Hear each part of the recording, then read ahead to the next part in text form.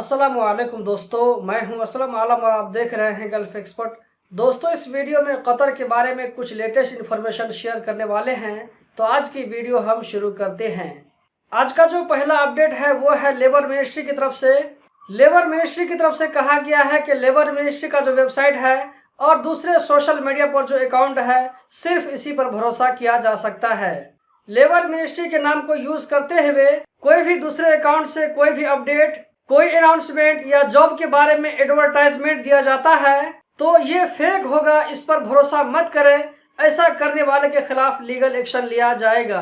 कतरी civil aviation की तरफ से कहा गया है कि हर वो पैसेंजर जिसके पास 50,000 रियाल के बराबर कोई सामान हो, चाहे वो सामान की सूरत में हो या कैश की सूरत में हो, कोई भी करेंसी हो, अगर उसकी मालियत 50,000 रियाल के बराबर पहुंच जाती है तो उसको कस्टम क्लियरेंस देना होगा। चाहे वो पैसेंजर कतर से बाहर जा रहा हो या कि कतर के अंदर आ रहा हो, दोनों सूरतों में उस पैसेंजर को कस्टम क्लियरेंस देना होगा।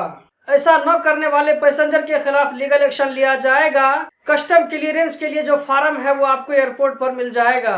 अगला जो अपडेट है वो है बलदिया की तरफ से। बलदिया ने मतार कदीम, बिन इमरान और रास अबू आबूद में 3 जगहों पर एक फेमस रेस्टोरेंट की 3 ब्रांच को 1 महीना के लिए एक साथ बंद कर दिया है। इसकी जो वजह बताई गई है, यहाँ पर ऐसे कंडीशन में खाना बनाए जा रहे थे या ये कि लोगों को खाना दिए जा रहे थे जो कि हेल्थ कंडीशन के हिसाब से सही नहीं था। दोस्तों, आप स्क्रीन पर देख सकते हैं, ये लुसैल का टावर है और इस टावर पर इल्ला रसूलुल्लाह लिखा हुआ नजर आ रहा होगा।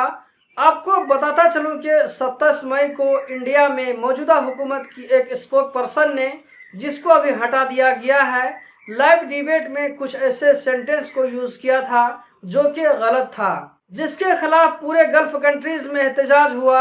आपको जो लुसैल टावर पर इल्ला रसूलुल्लाह लिखा हुआ नजर आ रहा है, ये उसी के रिएक्शन में किया गया है।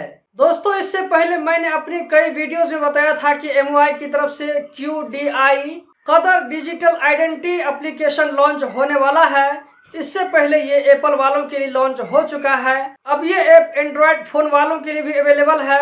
आप चाहें तो इसको प्ले स्टोर से इंस्टॉल कर सकते हैं, लेकिन इसका यूज करना और इंस्टॉल करना सबके लिए जरूरी नहीं है।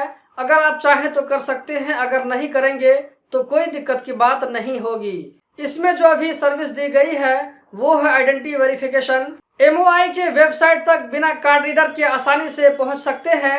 MOI की तरफ से जो भी डॉक्यूमेंट इशू होते हैं उसमें इलेक्ट्रॉनिक स्टाम्प लगवा सकते हैं, जैसे कि कैरेक्टर सर्टिफिकेट, डिजिटल वॉलेट जिसमें आप अपना ID रख सकते हैं, ड्राइविंग लाइसेंस रख सकते हैं, मंदूब कार्ड रख सकते हैं या इसी तरह कंप्यूटर कार्ड रख सकते हैं। मतलब कि इन सारी चीजों की आप कॉपी सेव करके रख सकते हैं। एक हिसाब से अगर देखा जाए तो ये मुझे कुछ मित्रास 2 ही की तरह लग रहा है, लेकिन यूज करने के बाद में इसका जो फीचर है वो धीरे धीरे मालूम होगा। दोस्तों, कतर में वर्ल्ड कप करीब आ रहा है। अभी जो मैं वीडियो की तैयारी कर रहा हूँ, आज 8 जून 2022 है। आज से वर्ल्ड कप को सिर्फ 166 दिन बाकी है, लेकिन कतर में एक बार फिर से कोरोना के केस में बढ़ोतरी देखी जा रही है। मिनिस्ट्री ऑफ पब्लिक हेल्थ के मुताबिक कतर में 7 जून को पिछले 24 घंटों में 316 कोरोना के नए केस रिकॉर्ड हुए, जबकि पिछले 24 घंटों में 226 लोग इस वायरस से रिकवर हो गए। कतर में भी जो कोरोना के एक्टिव केस की तादाद है वो 1953 है। तो दोस्तों, यही थी आज की वीडियो। उम्मीद करता हूँ जरूर पसंद आई होगी। इस वीडियो को देखने का बहुत बहुत शुक्रिया।